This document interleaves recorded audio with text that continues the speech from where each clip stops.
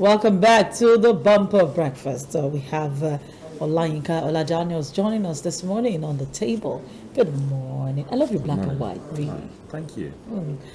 Since we have refused to declare, I think you should change your friends. I recommend that as well. Yeah, my friends, I don't know, they refuse to put together 100 million for me, not even 50 million.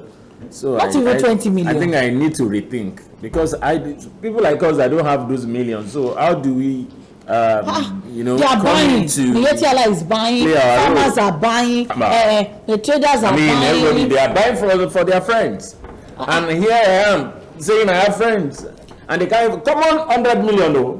Very common. Very. It's just, they just pick it. Just 100 million. But talking about friendship here. This is a very strange kind of friendship, really. Farmers are buying for Emefiele. Yes. He gave them Uncle They are friends. He's their friend. Yeah. Maybe he gave them. Yes, money. Okay. He gave them. He helped them. So we have food everywhere. Yes, we have food everywhere. The farmers are working. Why did you buy for the Minister of Agriculture? Maybe he didn't do anything. He didn't help them. Okay. But then they are buying for is They are not the agriculture minister of agriculture is not their friend. So. They are farmers. They are farmers. But Emefiele is their friend. Is their okay. So what is now Jonathan's zone? Jonathan's zone is Fulani people. But the question is he a friend to me? He's their friend. He's their friend. If he's not their friend, how would they say they are coughing out 100 million to buy farm for him? He's their friend. So can they just buy farm for someone that is not your? Look at it. It means that I even have friends. I don't have the 100 million. Okay, the traders and the farmers that came together to buy for Akim Madeshino, they are his friends too. Yeah, they are his friends. They said, okay, in his time, he helped them, at least. Minister of Agriculture in those days. So do good in the past. So that you can. Talking about doing good, a couple of weeks ago, a video broke out on the social media about a sex tape in Dubai of a pupil, an underage girl. And that video made the rounds. So many people started sharing on WhatsApp. A broadcaster is being arraigned before the court as we speak for sharing that sex tape. The government of Lagos State did warn then that it was a 15-year jail term where they're about to distribute pornography of a child pornography. A particular broadcaster, I don't want to mention the name, is being arraigned today. Nigerians don't take laws seriously. Even though we are broadcasters and sometimes those content come to us and we have to, share it. Somebody calls me up when that week. I was say, Auntie, have you seen the video of this? And I said, let me send it to you. I said, delete it from your phone right now. Have you sent it to anybody? She said, no, somebody sent it to me. I said, delete it right now and warn every other person who tries to send it to you. So this is one of the reasons why you don't just put your phone on automatic download so that you can confirm. What did you send to me? Oh, this is. Sorry, don't send me such videos again. Nigerians don't take these laws seriously. And that's why somebody is being punished for this. Is that the case? Or is it just that the federal or the state government is overreaching? Well, we have laws in different categories and capacities, to deal with different issues. When we hear that the National Assembly or the State Assembly is coming up with, some other bills, some laws, and we wonder, some of these things these people are coming up with are repetitions of laws that actually exist. What we do not have is enforcement. Not the law is there. The problem with us is enforcement because an average person is above the law. I'm saying an average person because I'm not even talking about the people in authority. Because the people in authority, to them, they are above the law. You see the police are supposed to make peace and order is the one breaking the traffic laws. And it will tell you that, yes, probably they have one urgency matter, and all that, so they have to break the law. You see them taking one way. You see them doing all those things. The laws are there. But some people just feel that they are above the law. Reason why you see this same law, they will use it former Senator Sonny said. He said there are some people, category of people that we use fleets for, and there's some category of people that the same offense we use deodorant for.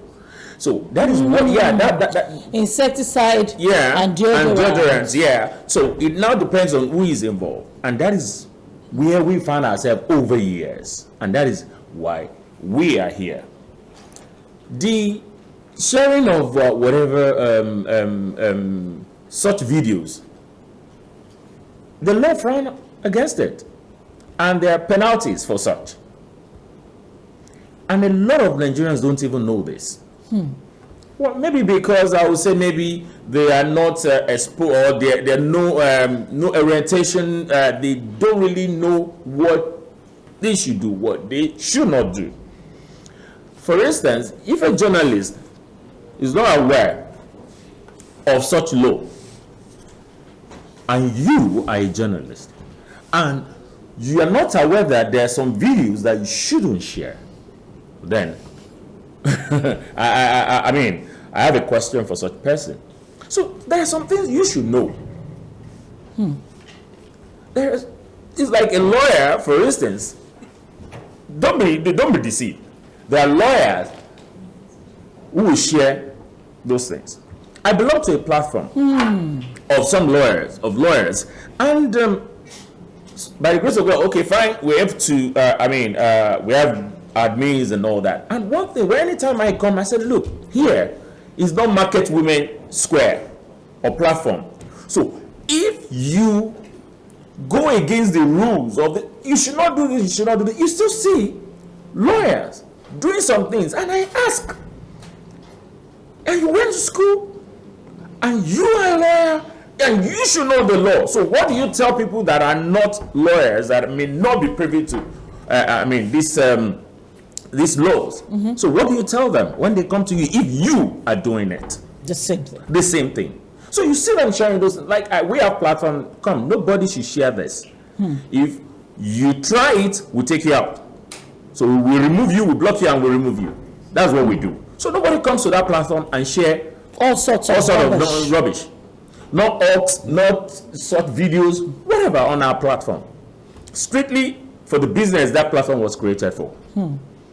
Sorry, sometimes I have just seen people then come and share prayers. Like that, we tell them, please, no religion, whatever, no political, whatever. But I said there are your own issue. You're heading to hellfire. Let them call me names. Let them call me. In fact, I in my own denomination, in my own church, we have different platforms. In fact, we create a particular platform, and we told the people on that platform, please, this is a church. Don't forget, it's a church platform. But this group, and we told them, please, no prayers, no forwarded open heavens or whatever on this platform. Do it on another social, whatever that belongs to the same church. Is that not your church? It's my church, but we have other social group in that same church that you can forward all those things to. But on this particular platform, don't. And this is where I have a problem with you, Olainka. Are you not a Christian? Are you not supposed to be winning souls? Yes, it's not by. Look, it is a simple principles. You can win souls. I'm not disputing that. We go out and we pray to people, and I find myself in places and I talk to people. Yeah, you're supposed to win souls. We are doing that. But don't come under these guys of winning souls and come and the prayer. Some people will even send it to somebody, and you're blessing. I'm like, what is happening here? Are people does? So I tell them, don't. If you share this to 20 people, you are deceiving yourself. You don't even double. One, you never prayed. You don't even know how to pray on your own, and you are saying you are believing those crap that they are sending to you. So we don't tolerate that. I'm a Christian. I'm not stupid, and I'm not foolish. I have my brain. I have my senses intact. So I'm not a religious bigot. So nobody should come and give me all the stories about. I'm not a religious person. So that is clear. On this, I think the first person should face it. It's an offense. So if you have committed an offense, and there's provision for that under our law, and it gives such punishment for that, then go and face it. Probably if we do more of this, people will learn. And what you're not supposed to do, and I pray that by the time we are done with this, and if the person is found culpable, and if the person served the punishment, then probably should go viral so that people, others will learn. Will understand. You see, my challenge, however, is the fact that quite a number of people will say it is because this girl's parents are high placed, or they have the wherewithal. You know, yesterday for some reason I was just thinking about this young girl. I was just thinking about recovery, and I was looking at a recovery process where she can be reintroduced to society, and I almost felt like it was an impossibility. You know, I was running this in my head. It was just a private thought. I looked at the number of schools that will reject her. I looked at the number of parents who would have given Chrisland the instruction and condition that if she returns to that school, they will withdraw their kids. And so Chrisland suspended her. That was actually one of the reasons they would have suspended her, which would lead to expulsion or voluntary withdrawal. Look at the other schools who will say the same thing. She can't go to a public school simply because Nigerian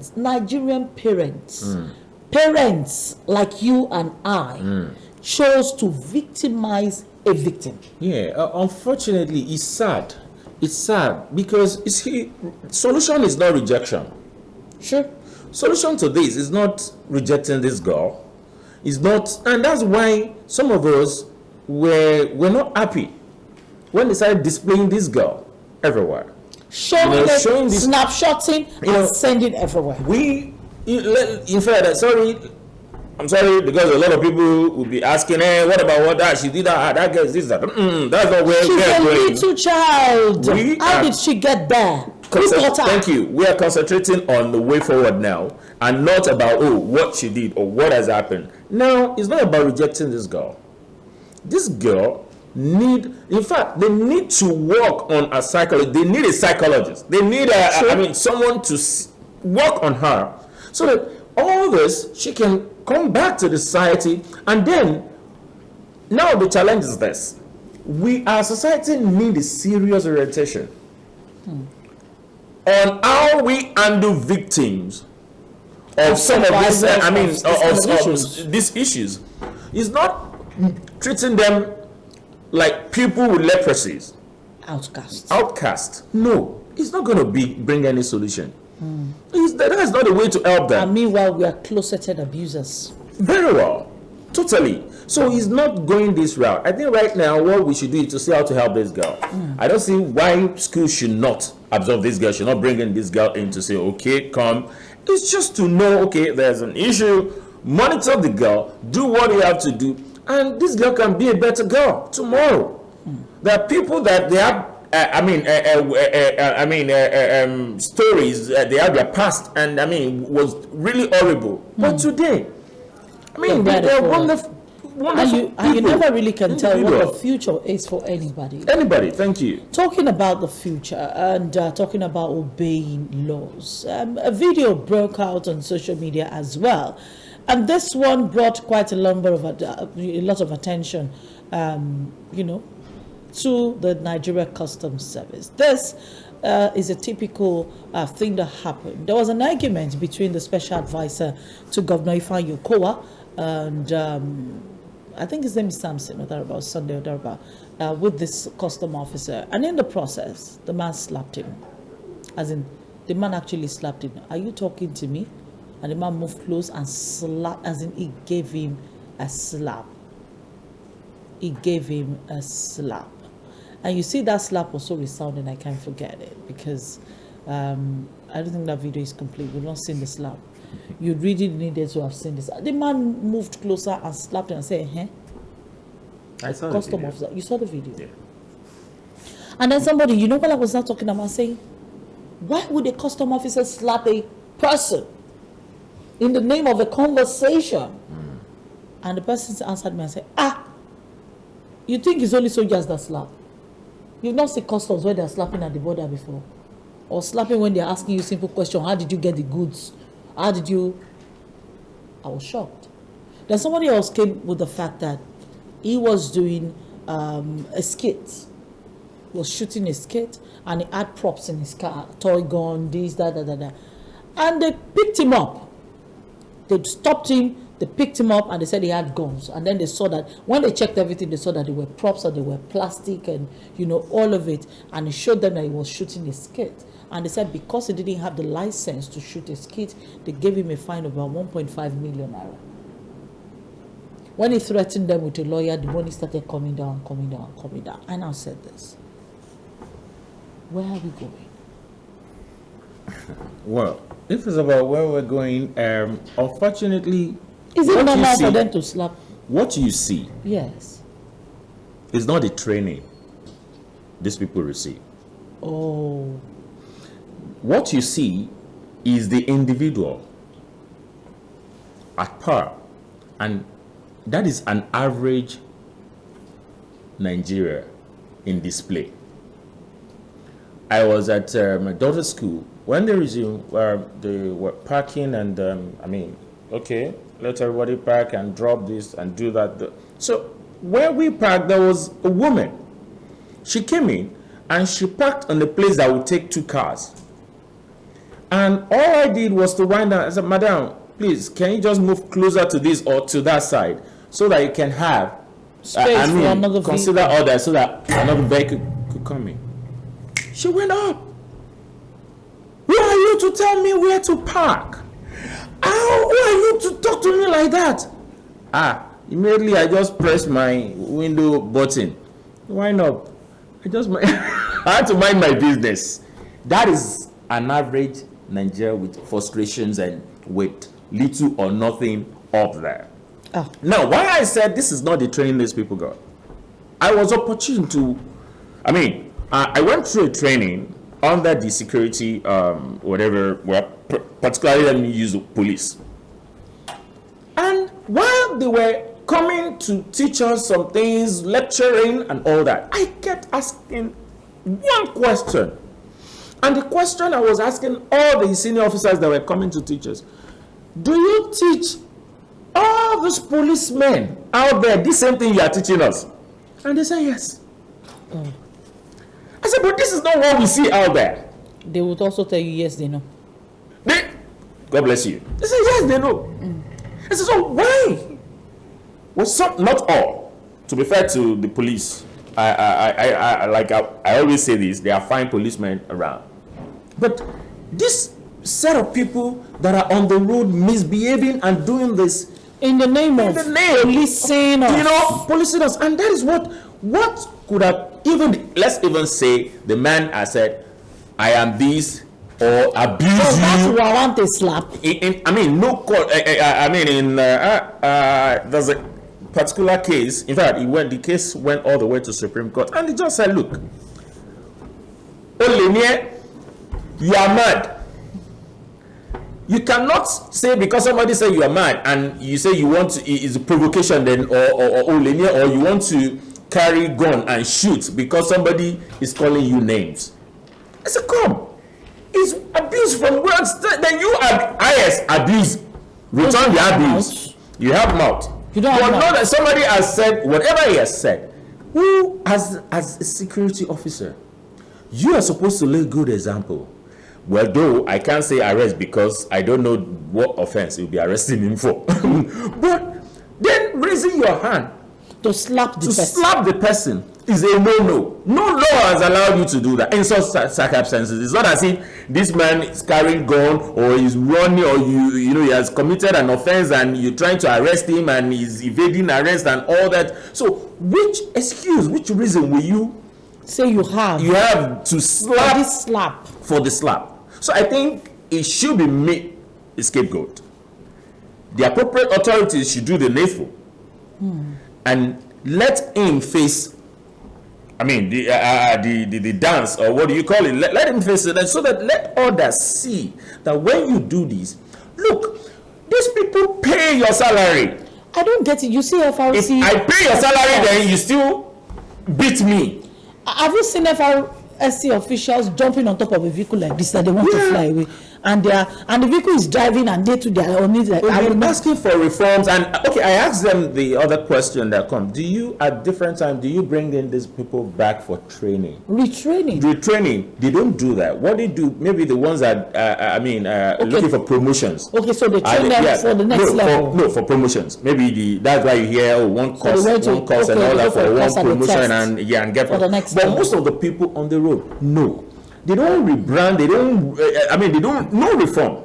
And that is what we've been saying. And it cut across to all security agencies. The police, the military, even the military that some of us were saying, oh, we were respecting and they were doing, it's a different music now. So all of them,